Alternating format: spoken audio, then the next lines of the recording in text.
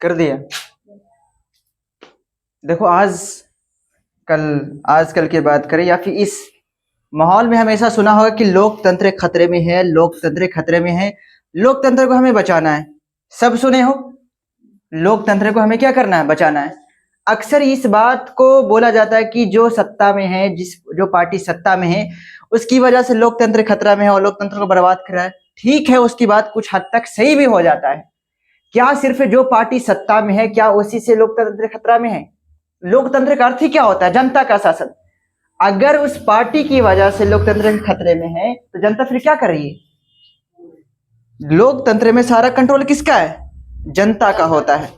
आज हम देख लेते हैं कि क्या क्या बातें हैं, क्या क्या चीज होने से लोकतंत्र बोले तो खतरे से बाहर आ सकता है, या फिर लोकतंत्र में काफी ज्यादा सक्सेस मिल सकती है, और क्या क्या बातें हैं। देखो, टॉपिक भी हमारा यही कि लोकतंत्र की सफलता की शर्तें। क्या क्या शर्त है लोकतंत्र की सफलता के लिए? तो लोकतंत्र की सफलता के लिए निम्नलिखित शर्तें हैं। पहला शर्त यह है कि लोकतंत्र में आस्था रखना। लोकतंत्र में सफलता के लिए निम्नलिखित शर्तें हैं। लोकतंत्र की सफलता के लिए निम्नलिखित शर्तें हैं। पहला शर्त यह है कि लोकतंत्र में आस्था रखना। दूसरी शर्त यह है कि जनता में ईमानदारी, सच्चाई और लगन होनी चाहिए। तीसरा है कि जनता का शिक्षित होना चाहिए, पढ़ा लिखा होना चाहिए। चौथा है आर्थिक समानता होना चाहिए, आर्थिक समानता होना चाहिए। उसके बाद है पांचवा, सामाजिक समानता होना चाहिए। उसके बाद है छठा, राजनीतिक जागृति का होना है। उसके बाद है स्थानीय स्वशासन का होना, और हमारा लास्ट है स्वस्थ और सच्चा जनमत का होना। हम बारी बारी से समझ लेते हैं सबका। ऐसे तो ये हमारा लोकतंत्र की सफलता की शर्तें, ठीक है। लोकतंत्र की सफलता की पहली शर्त यह है कि लोकतंत्र में आस्था रखना। पहली बात है कि लोकतंत्र में आपको विश्वास रखना पड़ेगा, तब लोकतंत्र सफल हो सकता है। अगर इस बात को अपने जहन में आप बैठा लेते हो कि लोकतंत्र में ये होता है, लोकतंत्र में इतना फसाद होता है, ये होता है, फलाना ढिकाना, तो लोकतंत्र भी सफल कहां से होगा? फिर तुम भी वैसे इंसानों की तरह बिहेव करोगे जो लोकतंत्र को बर्बाद करने पर लगे हैं, तो बताओ कि लोकतंत्र सफल होगा? पॉसिबल नहीं।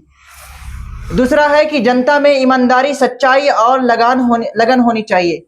हम अक्सर कहते हैं, क्या कहते हैं कि हमारा आज के बड़े बड़े नेताओं से भी सुने होंगे कि लोकतंत्र खतरे में है, सत्ता में जो पार्टी है और लोकतंत्र को नाश करते जा रहा, खतरे में डालते जा रहा है, बोले तो एकदम खत्म करते जा रहा है। क्या सिर्फ जो पार्टी सत्ता में है वही लोकतंत्र को खत्म कर रहा है? अब यह बताओ कि उस पार्टी को सत्ता में लाया कौन? हमने लाया। सारी जिम्मेदारी किसका था? हमारा था। अगर जनता ईमानदार है, ये नहीं है, बेईमान हो चुका है, तो बताओ कि लोकतंत्र सफल होगा? नहीं होगा। अगर जनता, अब जैसे मैं सबकी बात नहीं कर रहा हूं, अगर जनता में सच्चाई नहीं है, क्या लोकतंत्र सफल होगा? नहीं होगा। अगर लोकतंत्र को सफल बनाने के लिए जनता उस पर लगन से काम ही नहीं कर रहा, सफल होगा? फॉर एग्जाम्पल, मेरे को एक बड़ा बिल्डिंग बनाना है, मैं जीरो से स्टार्ट कर रहा हूं। अगर मैं इस काम को करने के लिए पूरी लगन, पूरी ईमानदारी, हर चीज को ईमानदारी से और पूरी लगन से और कंसिस्टेंसी से और पूरी फोकस से करूंगा, तब ना हमारा बड़ा एक इमारत बनेगा।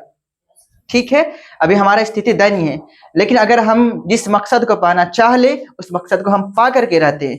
लेकिन इस बात को ध्यान रखना, डगमगाना नहीं उस मकसद से। देखो, उसके बाद तीसरा जो है, लोकतंत्र की सफलता के लिए जनता का शिक्षित होना चाहिए। जनता का क्या होना चाहिए? शिक्षित होना चाहिए। जनता का पढ़े लिखे होना चाहिए। अगर जनता पढ़े लिखे है ये नहीं, लोकतंत्र कहां सफल होगा? जिस तरह से उसके नेता बोलेगी, बस वही बात को मानना है और उसी चीज पर करते जाना है। वो बोलेगा आम फरल है, तो बोलेगा इमली है। नेता क्या बोलेगा? इमली है। जनता पे क्या बोलेगा? इमली है। बताओ कि लोकतंत्र सफल होगा? अगर तुम्हारा नेता भी अनपढ़ है और तुम भी अनपढ़ हो, बताओ कि लोकतंत्र सफल पॉसिबल है? फिर वही बात हुआ ना सर, अनपढ़ अनपढ़ मिल जो, हड़िया लेकर के खिल जो। ठीक है, तो उसके बाद है ध्यान रखना, मतलब कि लोकतंत्र की सफलता के लिए जनता का शिक्षित होना क्या है? जरूरी है। उसके बाद है आर्थिक समानता का होना चाहिए। आर्थिक समानता मतलब कि हमारे दैनिक स्थिति को लेकर के हमें कम से कम इतना तो हम कमा सके, हमें इतना तो कम से कम आमदनी होनी चाहिए ताकि हम अपना फैमिली हो या फिर खुद के पेट सही से भर सके और सही से चला सके। अगर पेट ही नहीं रहेगा तो जनता ईमानदार कहाँ से रहेगा, सच्चा कहाँ से रहेगा? सबकी बस की बात है नहीं, इधर से लुटेगा, उधर से ये बेचेगा, वो करेगा, फलाना ना जाने कितनी चीजें कर लेगा। तो आर्थिक समानता भी क्या होनी चाहिए?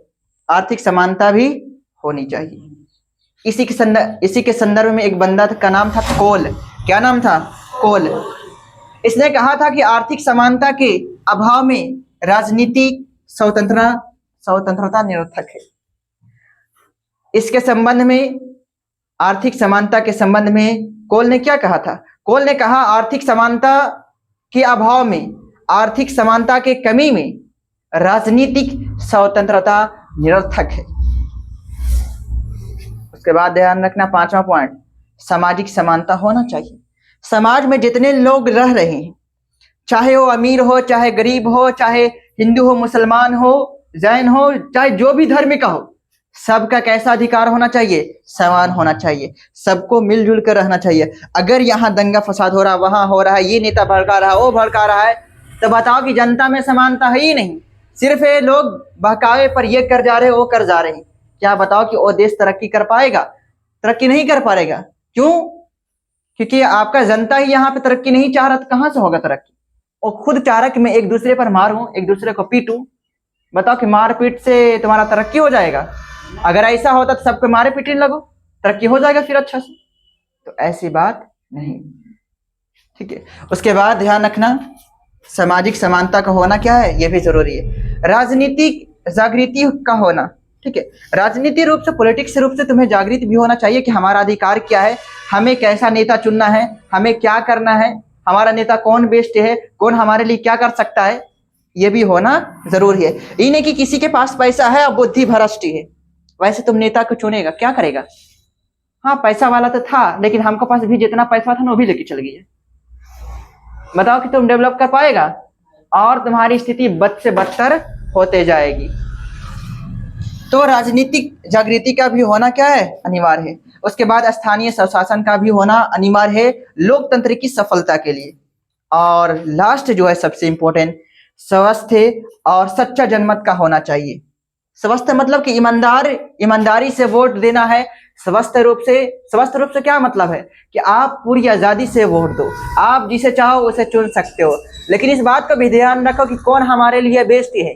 और बेस्ट कब चुन पाओगे? जब तुम्हें यह पता होगा तब ना, जब तुम पढ़े लिखे होगा तब ना, जब तुम उसके बारे में जानोगे तब ना। ये नहीं कि वो फलाना ऐसा है, वो बंदा ऐसा है, वो बंदा सबसे बेस्ट है।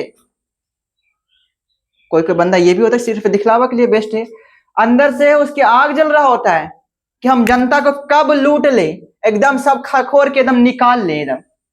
और जब आवे ढूंढ नहीं थे, क्या करें हम? एकदम एक लात मारेंगे।